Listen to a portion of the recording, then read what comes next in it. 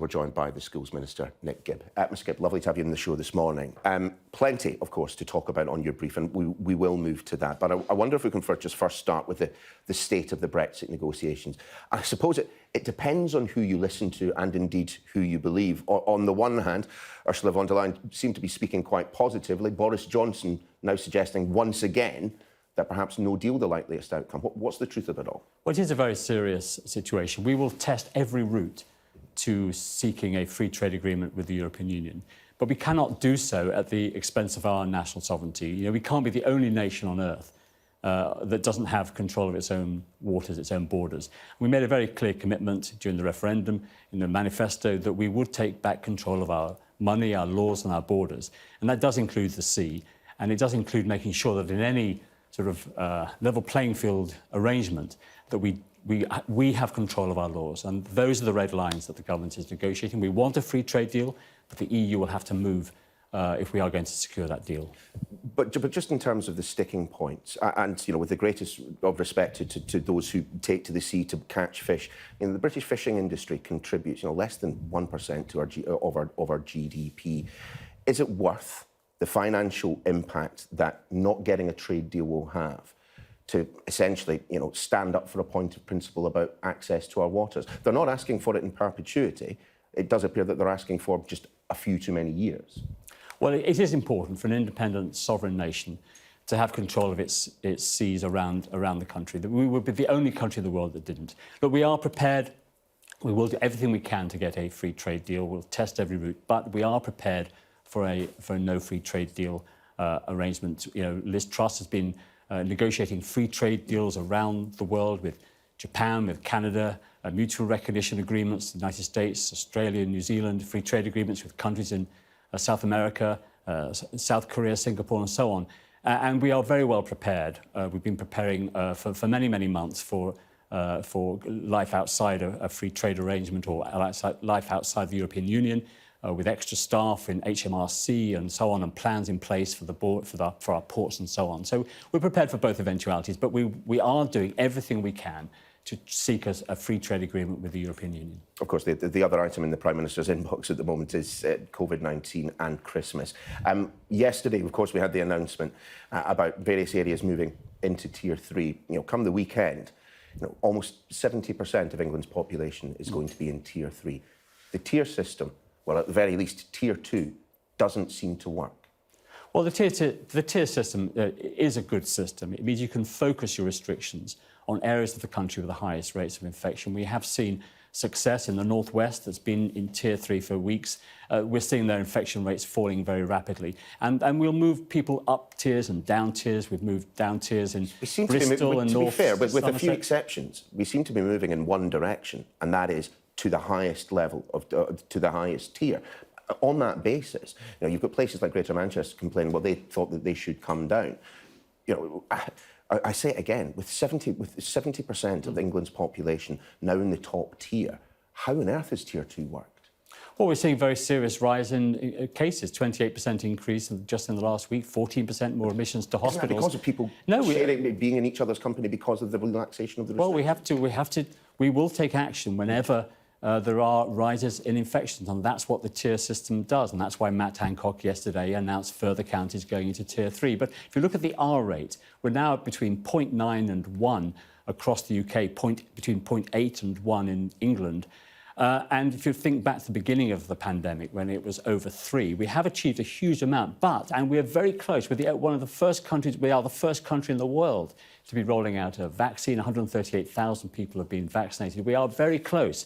But we're not there yet, and we cannot take our foot off the accelerator in terms of tackling this virus, and the government will do whatever it takes to tackle this deadly and virulent virus. That figure you mentioned there, 138,000 in terms of vaccinations, that's the figure we got from Nadhim Zahawi the other day, isn't it? We don't yet have an updated total? Well, that's the latest figure that's been published, so that's the figure that I can use today. Can we then talk about the testing scheme? As regards your particular brief, schools. Everyone understands that mass testing in schools will be a key element of us getting ourselves out of this pandemic. How exactly is this going to work? Well, we're offering tests to 5.5 million secondary school pupils. It's about breaking the chain of transmission following the Christmas period. So from the 4th of January, all children will go back into primary school. Those children who are in an exam year will start school on the 4th of January. But for the other secondary school pupils, they will be learning from home through remote education for those first 5 days while schools get ready to implement this testing regime to test 5.5 million people twice. Who will be administering the test system within schools? There was a suggestion for a while that it was going to be the armed forces. It appears this morning, actually, the teachers are going to have to do it. Well, the armed forces will help with some of the planning, but the administration of the test will be volunteers and agency workers, and there'll be some funding for schools to help pay for those agency workers. It's not volunteers. Who on earth is going to volunteer to go into the Petri dish that is our education system at the moment and carry out testing? Well, there's PPE available, and also, people are very community-minded. This is a national effort to make sure that we are testing 5.5 million pupils, so we have more children in. This is about our priority for education, making sure more children are in the classroom, getting their lessons, continuing their education, so that in the spring and the summer we have more students in school rather than self-isolating when there is a test. For every positive test in a school, on average, about 24 students have to self-isolate. This is to avoid that. We want more children in class learning, continuing their education. But believe you me, I am very well of children being forced to self-isolate at the moment. But I say it again, you have a situation in which clearly mass testing in schools is going to be of great importance in defeating the pandemic. Teachers got told about it on the last full day of term, the last full teaching day of term. They are complaining that they simply do not have the time nor the resources to get this set up by the time that pupils return. Well, we announced it yesterday, the 17th of December. It takes place from the 4th of January next year. We've been piloting these tests in schools for a number of weeks. And also on Tuesday, we announced that we will be testing every member of staff in secondary schools once a week. And any person that is at close contact of somebody who's tested positive in a secondary school, including the pupils, will be tested every day for 7 days. And if they test negative, they can remain in school rather than self-isolating. So all these plans have been in place, but we are acting rapidly in response to increasing infection rates. And that's the right thing for the government to be doing. Can I just be absolutely certain, are teachers going to be asked to have any role in the testing of their pupils? No, their role is to make sure that we continue teaching pupils in school and also the remote education for those first 5 days from the 4th of January for secondary school pupils. Because the National Education Union chief says that you're sending out a video to schools, a half-hour video that teachers are having to watch, and that they would be involved in this process. I just want to be absolutely clear. Teachers will have no role in this, be it, swabbing or carrying out the test, or carrying out the administration of the test. Yes, teachers are already fully occupied in keeping the school secure, in behaviour of pupils, in teaching them, in catch-up and so on, in remote education. They already have their hands full in terms of the education side of what's happening in our schools. Look, the school system, the teachers, head teachers in this country have been magnificent during this pandemic, keeping schools open, helping, keeping those schools secure. And I take my hat off, as we all do, to the work that they have been doing. And they will, and I'm sure they'll respond extremely well to this next phase of mass testing in January. Of course, in the past few days, we have seen your boss, the Education Secretary, and Greenwich Council, at loggerheads, using essentially the threat of legal action to get the schools to reopen. Was that entirely advisable, given that we are now instructing schools to start making plans for not just distance learning and online learning, but a staggered return to school in the new year? I mean, the political capital you may have used up with teachers, was it worthwhile expending that? Yes, it's important.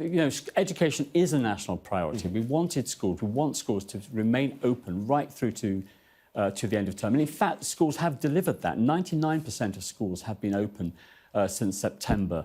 With very high attendance rates, about 85% attendance rates across the system. So it's not for a local authority to take a decision to close a school. What's happening in January is a national decision to roll out the mass testing of 5.5 million secondary school students. And that's why we're closed, why for those first 5 days, about half of secondary school pupils will be having their lessons remotely at home. But then on the 11th of January, they will all go back into school. And schools will be open.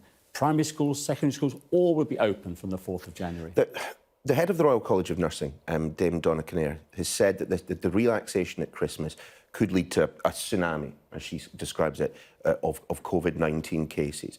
Can you just comment on what we've seen in Northern Ireland? They are going into full lockdown, essentially, on Boxing Day. We hear reports in the Times, the Mail this morning, about discussions about Tier 4 or a national lockdown for the whole of England. That's where we're heading, isn't it? Well, nothing is ruled out, of course, as we tackle this pandemic, but the tier system is a very effective way of using test data that identifies where the local spikes in infection rates are, and to focus the restrictions on those areas. So you go into Tier 3 if the infection rates are rising. In Bristol and North Somerset and Herefordshire, we've seen areas come down the tier system as the infection rates in those areas are coming down. Sure. It is a way of focusing the restriction, and it is a very effective system. It's worked in the Northwest, where we've seen a Tier 3 area, the infection rates coming down. But given what we've seen in Northern Ireland, I think we have to be absolutely clear about this. The government is not ruling out, post-Christmas, a national lockdown of the type we saw, in the first lockdown, with the closing of non-essential shops, restrictions on, ban on commuting.